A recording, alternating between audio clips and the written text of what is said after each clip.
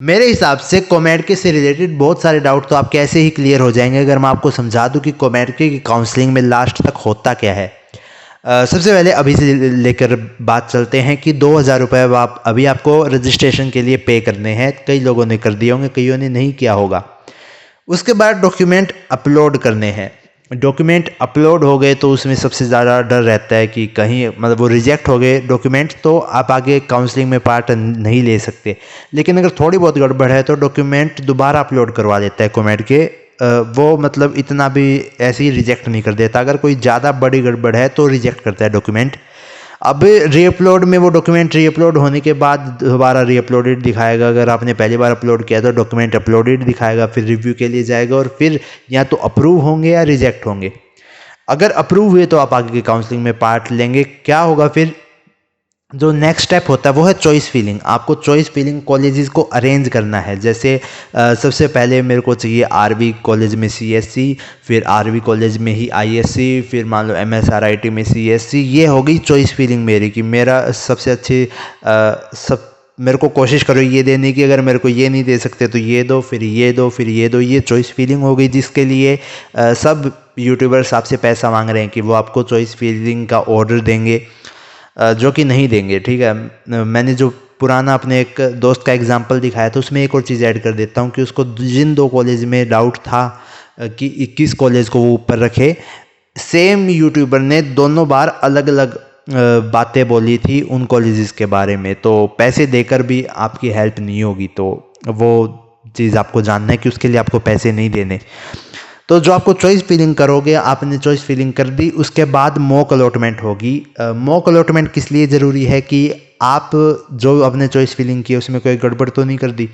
गड़बड़ कैसे कि आपने कोई जो बहुत नीचे का कॉलेज है, मान लो आरवी का जो दूसरा कॉलेज है जिसकी प्लेसमेंट नहीं हुई, उस कॉलेज को आपने आरवीसी समझ के सबसे ऊपर रख दिया। तो जैसे मैंने किया था, तो आपको पता लग जाएगा, आपको पहले ही राउंड में फिर वो मिल जाएगा क्योंकि उसकी कट ऑफ तो ख़राब जाती है।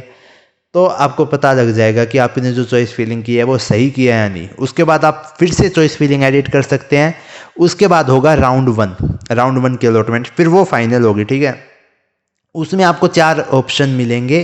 जो आपको कॉलेज मिल गया मान लो, फिर आपको ऑप्शन मिलेंगे एक्सेप्ट एंड फ्रीज। अगर आप उसको मान लो आरवी में सीएससी मिला तो आप उस कॉलेज से खुश हो, आप उस ब्रांच से खुश हो, हाँ मेरे को इससे अच्छा तो क्या ही मिलेगा। अगर आपका ऐसा है तो एक्सेप्ट एंड फ्रीज करो और कॉलेज आ जाओ, एडमिशन ले, मतलब सारे अपने जो डॉक्यूमेंट्स एडमिशन के टाइम सबमिट करने हैं वो लेके कॉलेज आ जाओ और आपका एडमिशन हो जाएगा, आपकी क्लासेस स्टार्ट हो जाएंगी। इतना सिंपल है। ठीक है, अब यही चीज़ आपको लास्ट राउंड में करनी है, अभी नहीं करनी। सिर्फ अगर आपको आरवी में सीएससी मिल रही है वो एक्सेप्शनल केस है, वरना आपको लास्ट राउंड में ही एक्सेप्ट एंड फ्रीज करना है। दूसरा ऑप्शन कौन सा है, एक्सेप्ट एंड अपग्रेड। यानी ये जो कॉलेज मिल गई ये तो मेरे को चाहिए, कम से कम ये तो चाहिए, या फिर इस जो मैंने चॉइस फिलिंग की है उसमें उससे ऊपर वाला अगर कोई मिल जाए तो और अच्छा। वो हो गया एक्सेप्ट एंड अपग्रेड। अब तीसरा ऑप्शन है रिजेक्ट एंड अपग्रेड। देखो एक्सेप्ट एंड अपग्रेड आप हर पहले के राउंड्स में एक्सेप्ट एंड अपग्रेड ही करना, वही रिकमेंडेड होता है। तीसरा ऑप्शन है रिजेक्ट एंड अपग्रेड की। अब जो मेरे को कॉलेज मिला वो मेरे को चाहिए ही नहीं, इससे अच्छा कुछ मिल रहा है तो दे दो वरना मत दो। ये होता है रिजेक्ट एंड अपग्रेड। जैसे मान लो मेरे को कोई ऐसा कॉलेज मिल गया जो मेरे को चाहिए ही नहीं, तो फिर उसमें उस केस में मैं रिजेक्ट एंड अपग्रेड करूँगा। फिर जो लास्ट ऑप्शन होता है वो है रिजेक्ट एंड विड्रॉ, कि मेरे को काउंसलिंग ही पसंद नहीं आई तुम्हारी, तुम मुझे रिजेक्ट करो, ये कॉलेज मेरे को नहीं चाहिए और मैं वापस हट रहा हूँ काउंसलिंग से।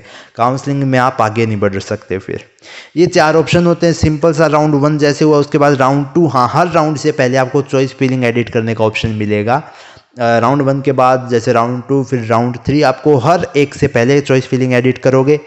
एडिट करने के बाद उसकी अलॉटमेंट होगी। राउंड 2 में भी आप फिर एक्सेप्ट एंड अपग्रेड करोगे। राउंड 3 में मान के चलते हैं राउंड 3 लास्ट राउंड है तो एक्सेप्ट एंड फ्रीज करोगे। एक्सेप्ट एंड, जैसे मैंने जिस टाइम पर एक्सेप्ट एंड फ्रीज क्लिक किया था उस टाइम पर मैं ट्रेन में था बेंगलोर आने की, तो मतलब उस टाइम तक आप बेंगलोर एक्सेप्ट एंड फ्रीज करते ही आप 2-3 दिन में बेंगलोर आ जाओगे।